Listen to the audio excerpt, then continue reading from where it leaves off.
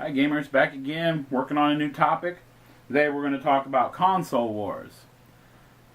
Console wars have been going on since the mid-80s when Nintendo and Sega were competing to be the number one console.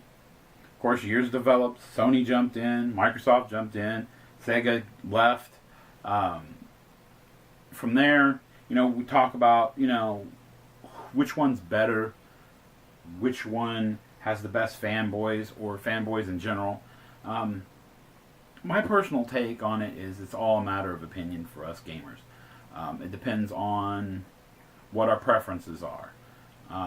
Personally, for me, I tend to lean towards Nintendo and Sony, mainly because a lot of their games are games that I play.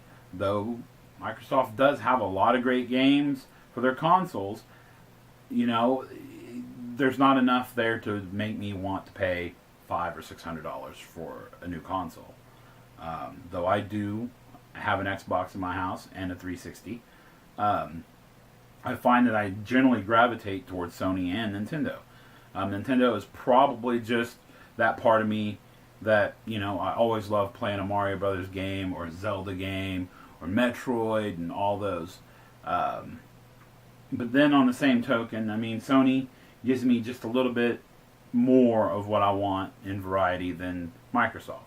So from that, you guys, each of you have your own takes. Some of you like Call of Duty, so you may gravitate a little more heavily towards Microsoft because they get the exclusive, a month in advance on all the DLC. Which is great for you. That's a good reason why you play on that console. Same thing can be said about Halo. If you're into Halo, that's a good brand. And then they've got games that are exclusives, and that's the big thing: exclusives. Exclusives really is what sells the system for you. Because I'm not a Halo person, so I've played it, but it's not my cup of tea. But it wouldn't, like I said, it wouldn't be enough to drive me to buy a console. God of War. I am a God of War fan. I enjoy God of War. So if they said God of War PS4, I'd be all over that. Same thing with Nintendo. If they, hey, we're doing, an example is the future release of Smash Brothers. That's a huge game. It's going to drive people to buy the console. There's really, and then we go back and look at graphics. The supposed 720 of the Xbox One to the 1080 of the PS4. It's really not that big of a difference. A game is a game. If it plays good, you're having fun, who cares? And if you like it on one console or the other, that's great. I don't think we should be dividing ourselves up into groups anymore. I think we're all gamers. We should all just get along. I understand everybody likes their stuff, but when we get into the fanboy stuff, it gets outrageous, and sometimes it even goes on into the violent side of things, and it's just not worth it.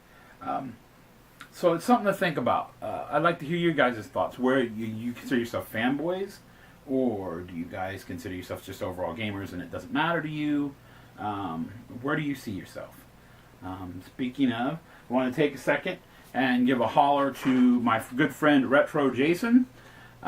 He does some perlers and stuff for me every once in a while, including Chrono from Chrono Trigger, Mega Man, and of course the Metroid. I've got a few Pokemon, including a very large Charizard he made for me that looks excellent. You can check him out on Facebook at RetroJation24. I believe he also has a YouTube channel himself. He does a lot of great stuff talking about game finds, dumpster dives, things he's working on, projects he's working on as far as gaming goes. They're definitely worth checking out. So go check out Retro Jason and tell him I sent you.